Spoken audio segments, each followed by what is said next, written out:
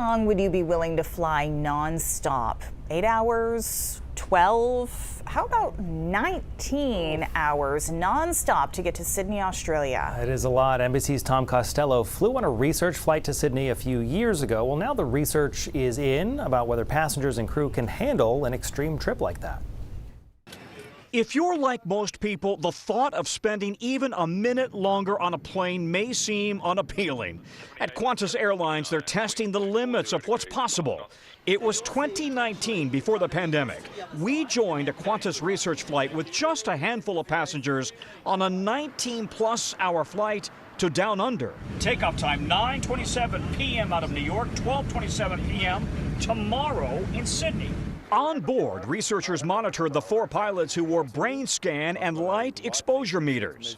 What's your biggest concern? Just making sure that the pilots and the crew on board the aircraft are getting enough rest, getting enough nutrition, and doing all the right things that are going to maintain their health and well-being on board such a long flight. Could they manage the jet lag?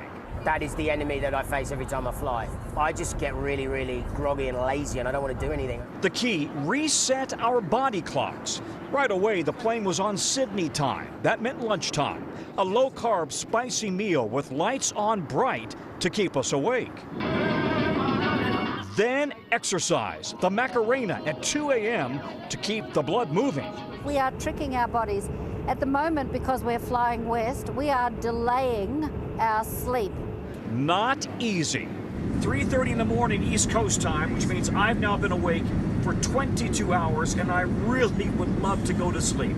The pilots, meanwhile, rotated through sleep shifts in their private quarters. We need to extend the duty times of pilots from 20 hours to 22 hours, maybe to 24 hours. I'm not sure. It's definitely longer, so feeling a little more tired, but we'll see how it goes.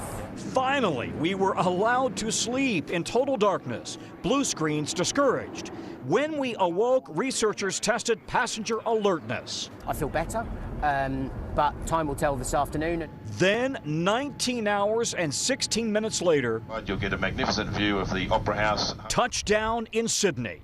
Fast forward to today, and the University of Sydney's research results are in. If you optimize the times when you're exposed to light, when you eat, when you exercise, it will help synchronize the body clocks and reduce jet lag.